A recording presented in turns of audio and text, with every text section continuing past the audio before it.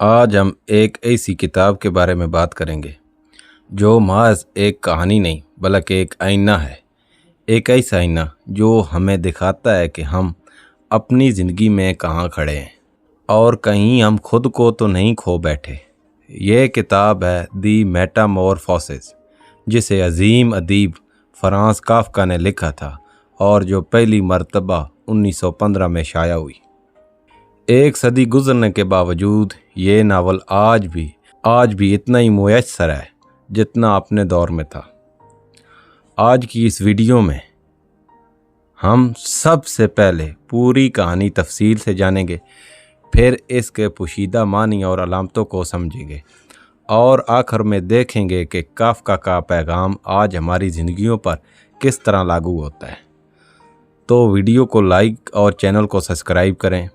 دوستوں، کسی بھی عظیم کتاب کو سمجھنے کے لیے اس کے منصب کو سمجھنا ضروری ہوتا ہے۔ فرانس کافکا 3 جولائی 1883 کو پراگ میں پیدا ہوا۔ اس زمانے میں یہ شہر آسٹریا ہنگری سلطنت کا حصہ تھا۔ کافکا کے والد ہرمن کافکا ایک سخت مزاج، بااختیار اور دبنگ شخصیت تھے۔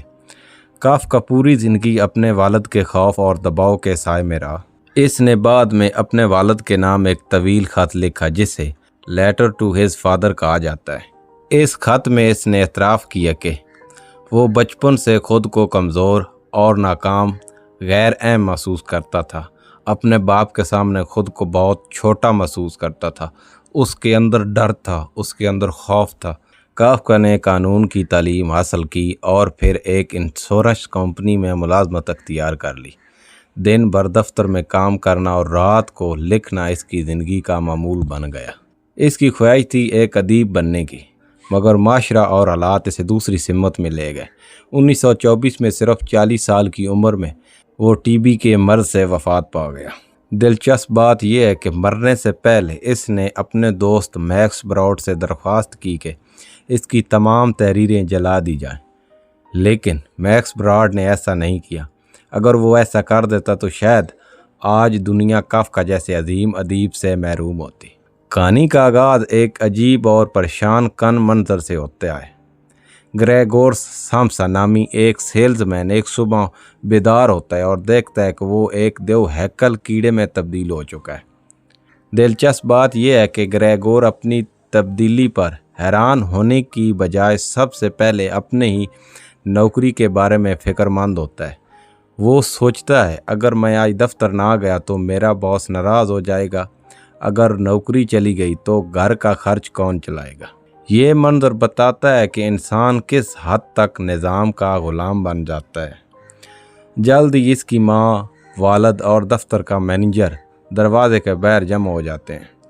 جب گریگور مشکل سے دروازہ کھولتا ہے تو وہ سب خوف زدہ ہو جاتے ہیں۔ مینیجر یہ دیکھ کر بھاگ جاتا ہے، اس کی ماں بے ہوش ہو جاتی ہے اور والد سے زبردستی واپس کمرے میں دھکیل دیتا ہے۔ یہیں سے گریگور کی تنہائی کا سفر شروع ہوتا ہے۔ وقت گزرتا ہے، گریگور اپنے کمرے تک محدود ہو جاتا ہے۔ اس کی بہن گریٹے روز اس کے لیے کھانا لاتی ہے۔ آہستہ آہستہ اسے معلوم ہوتا ہے کہ اب اسے تازہ کھانے کی بجائے سڑا ہوا اور باسی کھانا پسند آنے لگا ہے۔ وہ دیواروں اور چھت پر چلنے لگتا ہے۔ ایک طرف سے وہ اپنے نئے وجود کے ساتھ سمجھوتا کر لیتا ہے، لیکن گھر کے حالات خراب ہونے لگتے ہیں۔ کیونکہ گریگور اب کام نہیں کر سکتا تھا، اس لیے گھر والوں کو روزگار تلاش کرنا پڑا۔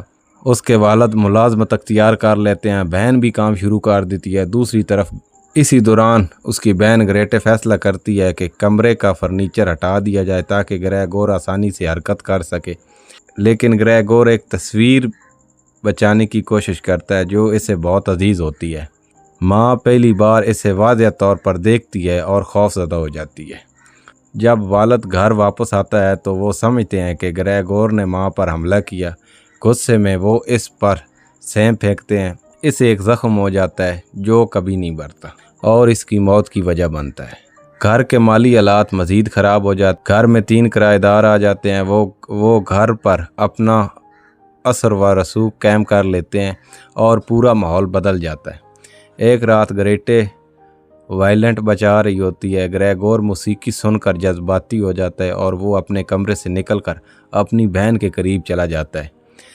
کرایہ دار اسے دیکھتے ہیں اور شدید ناراض ہو جاتے ہیں۔ وہ کرایہ دینے سے انکار کر دیتے ہیں۔ یہ واقعہ گریٹی اس کی بہن کو توڑ دیتا ہے اور پھر وہ جملہ کہتی ہے جو پوری کہانی کا سب سے دردناک لمحہ ہے، یہ ہمارا گریگور نہیں ہے۔ اگر یہ واقعہ گریگور ہوتا تو ہمیں اتنی تکلیف نہ دیتا۔ یہ سن کر گریگور خاموشی سے واپس اپنے کمرے میں چلا جاتا ہے۔ وہ کمزور ہے، زخمی ہے اور بھوکا ہے۔ رات کی تاریکی میں وہ اپنی زندگی اور خاندان کے بارے میں سوچتا ہے اور پھر خاموشی سے مر جاتا ہے۔ اگلی صبح صفائی کرنے والی عورت آتی ہے اور دیکھتی ہے کہ اس کی لاش پڑی ہے۔ خاندان کا رد عمل حیران کن تھا۔ غم نہیں تھا بلکہ سکون تھا، جیسے کوئی بوجھ اتر گیا ہو۔ کہانی کے آخری منظر میں خاندان پہلی بار خوشی کے ساتھ باہر نکلتا ہے اور مستقبل کے منصوبے بنانے لگتا ہے، گویا گریگور کبھی ان کی زندگی کا حصہ ہی نہیں تھا۔ کافکا کا سب سے بڑا موضوع بیگانگی ہے۔ گریگور اس صبح کیڑا نہیں بنا تھا، وہ تو پہلے ہی ایک ایسی زندگی گزار رہا تھا جس میں اس کی اپنی کوئی شناخت نہیں تھی۔ اس کی پوری زندگی دوسروں کی ضرورتیں پوری کرنے میں گزری۔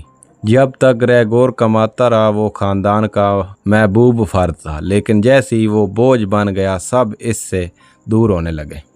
کافکا سوال اٹھاتا ہے کہ کیا ہمارا پیار واقعہ غیر مشروط ہوتا ہے یا پھر اس کا تعلق فائدے سے ہوتا ہے؟ اگر آپ کی نوکری، حیثیت اور سماجی کردار چھین لیا جائے تو آپ کیا رہ جاتے ہیں؟ یہ سوال صرف گریگور کا نہیں بلکہ ہم سب کا ہے۔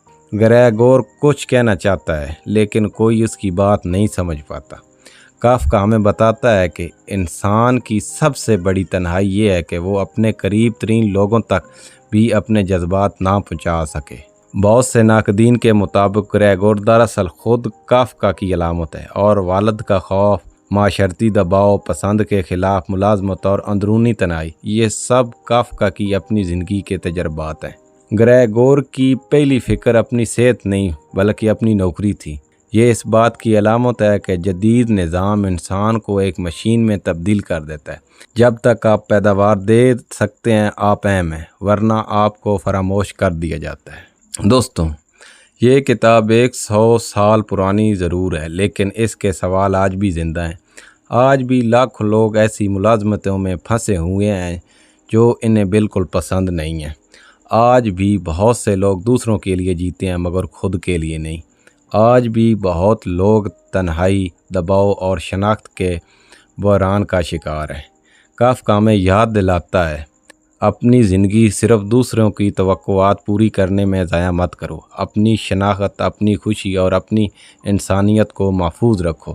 تو دوستوں، میں آپ سے بھی پوچھنا چاہتا ہوں، کیا آپ بھی کافکا جیسی زندگی جی رہے ہیں؟ کمنٹ کر کے ضرور بتائیں۔